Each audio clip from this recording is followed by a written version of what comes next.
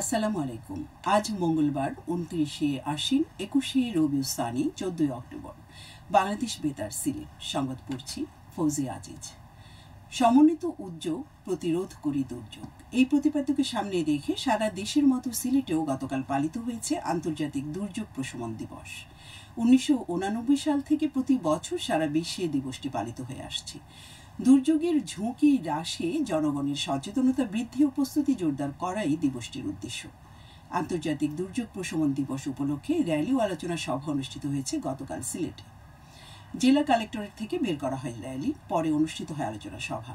অতিরিক্ত জেলা প্রশাসক পদ্মাসন সিংহের সভাপতিত্বে প্রধান অতিথি ছিলেন জেলা প্রশাসক মোহাম্মদ সারোয়ার আলম। এ সময় তিনি বলেন, মানুষকে প্রাকৃতিক দুর্যোগের ভয় থেকে মুক্ত রাখতে সচেতনতা ও প্রস্তুতির বিকল্প নেই। দুর্যোগ মোকাবেলায় সরকারি বেসরকারি সমন্বিত উদ্যোগের পাশাপাশি সাধারণ জনগণের সক্রিয় অংশগ্রহণ অত্যন্ত গুরুত্বপূর্ণ। জলবায়ু পরিবর্তনের কারণে প্রাকৃতিক দুর্যোগের ঝুঁকি দিন দিন বাড়ছে। তাই আগাম সতর্কতা ব্যবস্থা, প্রশিক্ষণ, অবকাঠামোগত সক্ষমতা ও প্রযুক্তি ব্যবহারের মাধ্যমে ক্ষয়ক্ষতি কমিয়ে আনা সম্ভব।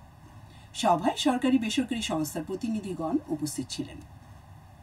দিবসটি উপলক্ষে র্যালি ও আলোচনা সভা অনুষ্ঠিত হয়েছে মৌলভীবাজারে। শহরের মেয়র চত্বর থেকে বের করা হয় সচেতনতামূলক র্যালি, পরে কালেক্টরেটে অনুষ্ঠিত হয় আলোচনা সভা। এতে প্রধান অতিথি ছিলেন জেলা প্রশাসক মোহাম্মদ ইসরাইল হোসেন। সভা শেষে কালেক্টরেট প্রাঙ্গণে ফায়ার সার্ভিস, সিভিল ডিফেন্স সদস্যরা দুর্যোগ মোকাবেলায় প্রশিক্ষণমূলক মহড়া প্রদর্শন করে। জেলা প্রশাসন এবং ফায়ার সার্ভিস, সিভিল ডিফেন্স যৌথভাবে আয়োজন করে। এ উপলক্ষে সুনামগঞ্জে জেলা প্রশাসনের উদ্যোগে ভূমিকম্প ও অগ্নিকাণ্ড বিষয়ক মহড়া অনুষ্ঠিত হয়।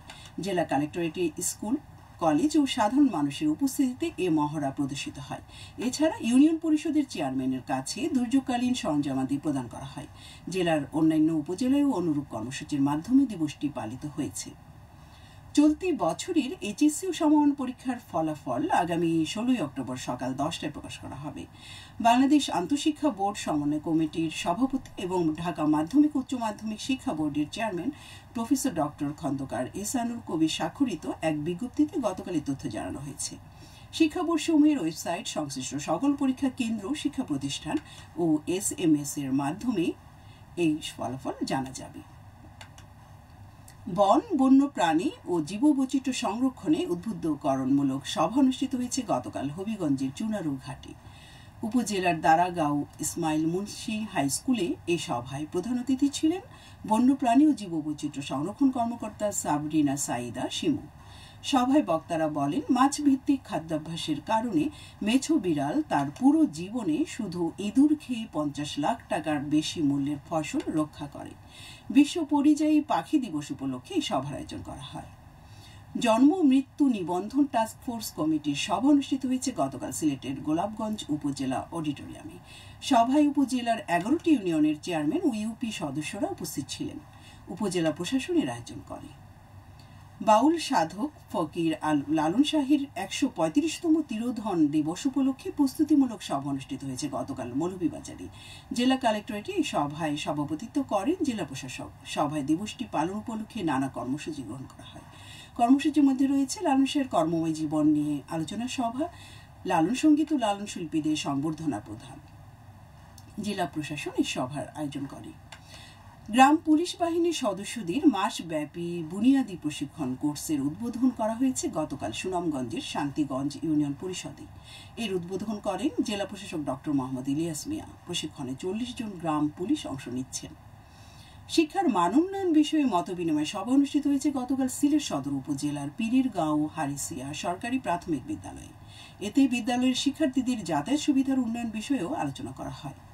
সদর উপজেলা নির্বাহী কর্মকর্তা খুশবু রুবাইয়াত এর সভাপতিত্বে অন্যান্যের মধ্যে বক্তব্য রাখেন বিদ্যালয়ের ভারপ্রাপ্ত প্রধান শিক্ষক রোকসানা বেগম। এতে জনপ্রতিনিধি সহ গণ্যমান্য ব্যক্তিবর্গ উপস্থিত ছিলেন।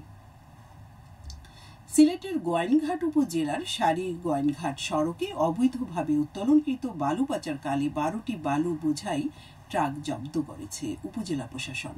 গতরাতে সড়কের লাফনাইট এলাকায় এই অভিযান পরিচালিত হয়। ঢাকা সিলেট মহাসড়কের হবিগঞ্জে সড়ক দুর্ঘটনায় 30 জন আহত হয়েছেন। এর মধ্যে কয়েকজনের অবস্থা আশঙ্কাজনক। গতকাল উপজেলার শাহপুর হরিতলা এলাকায় এ দুর্ঘটনাটি ঘটে। ঢাকা থেকে সিলেটগামী একটি যাত্রীবাহী বাস নিয়ন্ত্রণ হারিয়ে রাস্তার পাশে উল্টে খাদে পড়ে গেলে এই দুর্ঘটনা ঘটে। সবশেষে আবহাওয়া।